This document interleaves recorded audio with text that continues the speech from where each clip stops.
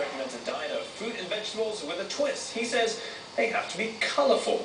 And he so believed in this that he wrote a best-selling book about it called What Color Is Your Diet? We caught up with the author and he began by explaining why Asia is now the focal point of an obesity epidemic.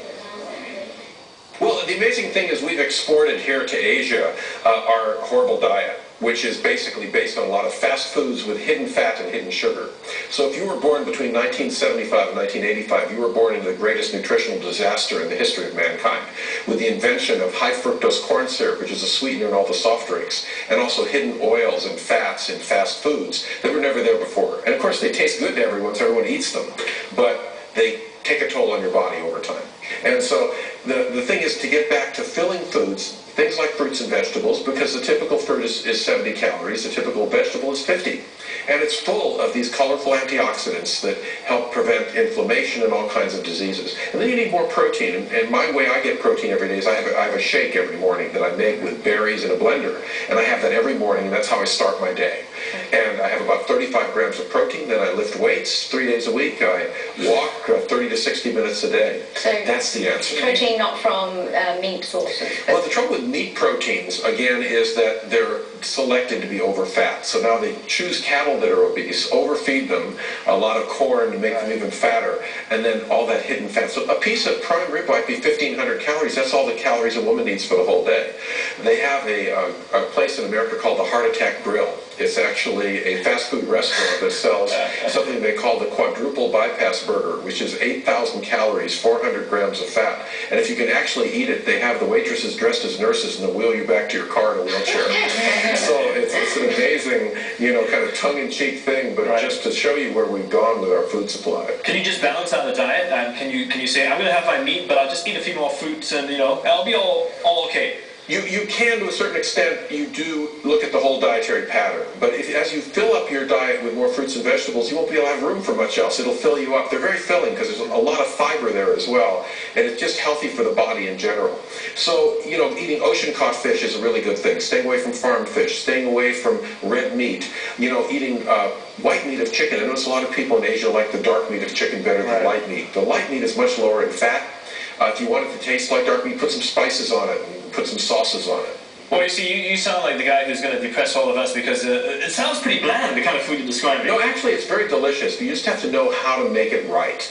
It turns out that we all love food. Food is a pleasure. We had a drug we tested a few years ago that separated the pleasure of eating. People got angry. They got divorces. They argued. Food is such a basic part of life. You don't want to take the pleasure away. But that doesn't mean that you don't plan, you don't know how to cook, you don't know how to shop, and you fall into the first fast food restaurant or street vendor that you happen to run into. One thing I don't like to do is count calories because I find that boring and I don't particularly like to do that. But one way you say is to just make sure that you have lots of colour in your diet. That's an easy general only way. Humans and birds have color vision. It's believed we evolved the color vision to be able to select colorful fruits off of a green background.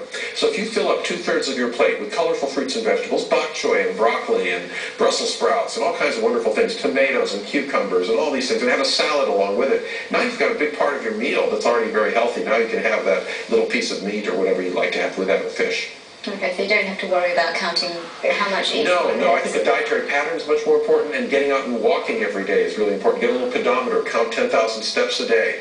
Join a gym, go to the gym 3 days a week. Buy some clothes. The first step is to dress to go to the gym. People have a wardrobe that they wear. So the first thing, you don't feel like going to the gym, put on the gym clothes. Then walk out toward the gym, have the best workout of your life. It's all about a healthy, active lifestyle, balanced nutrition, not a fat diet. Don't try to take everything out of your diet. Make small steps at first and get toward a healthier plan. How practical is it to include a different colour in your diet every day? Or could you concentrate on one colour a day and then the next day you do another? Well, most people like to eat the same 10 or 20 foods all the time. And people have certain tastes that they have. And if you think about your own food habits, you tend to have pretty steady food habits. You should introduce some variety. We'd like to have people buy fruits and vegetables in season because you have more vegetables in the fall, more fruits in the spring. That fits our biology a little better. But you don't have to introduce a new color every day. You can pretty much get 5 servings of fruits and vegetables into a single meal at dinner. It's very easy. The servings are only 100 grams each, so it's really not that difficult. Most Americans eat only 3 servings a day: iceberg lettuce, French fries, and ketchup. So, ketchup Vegetarian food is right too. Well, you know, that was considered a vegetable back in the 80s for the various government programs, so it's not really a vegetable. Well, but what about how you cook them? So you take a, you fry it up. Well, wok cooking is one of the healthiest ways of cooking in the world. You just use a very small amount of oil, and I like to encourage people to use olive oil. It's one of the healthiest oils. To use a wok or to grill, those are all good ways to do it, using a minimum amount of fat. I don't like deep fried foods. One of the other things, when you go to these street vendors, you'll notice they're using the same vat of oil for 7 or 8 days and it's turned brown. There are carcinogens in there. You really don't want to eat that stuff. So you want to make your own food. Stop eating out. You know, when I was a kid, we went out for birthdays and anniversaries. Now people eat out 60% of the time because you have 2 people working. It's just a lot easier to order in some pizza or order in some fast food. Yeah, perhaps you can get to specifics then. What are the different colours that we should include in the diet? Okay, very simply. Red is all the tomato and watermelon. And the reason I came up with the colors, they actually represent different families of chemicals that we measure in our laboratory that go to specific parts of the body. So the red color is for breast and prostate cancer prevention. The green color of spinach and broccoli goes to the back of the eye where it helps to prevent blindness. You have the purple and red colors for memory. They get into the brain, things like blueberries and so forth. And you have orange colors like the beta-carotene that's found in carrots. It's also very good for vision. It's something that the eyes use to see with. So these different colors, we depend on them. We evolved on a fruit and vegetable diet. Our body's expecting us to eat these things. So when we don't, we have an age-related chronic disease problem that comes up, and the obesity and the body fat and the inflammation in the central part of the body makes it all worse. So you could be eating whatever people put in front of you, and then 20 years later find that you have all these diseases. So we just went through this big healthcare reform in the United States, and what we're going to see is that's going to cost a lot of money, not because people are overspending, but because more people are getting sick all the time because they're not changing their lifestyle. So the true answer to healthcare reform is prevention, healthy, active lifestyle, and everybody taking responsibility for it themselves. There aren't any foods you can never eat, but it's what you eat every day that counts. Get into healthy habits. There you go. There.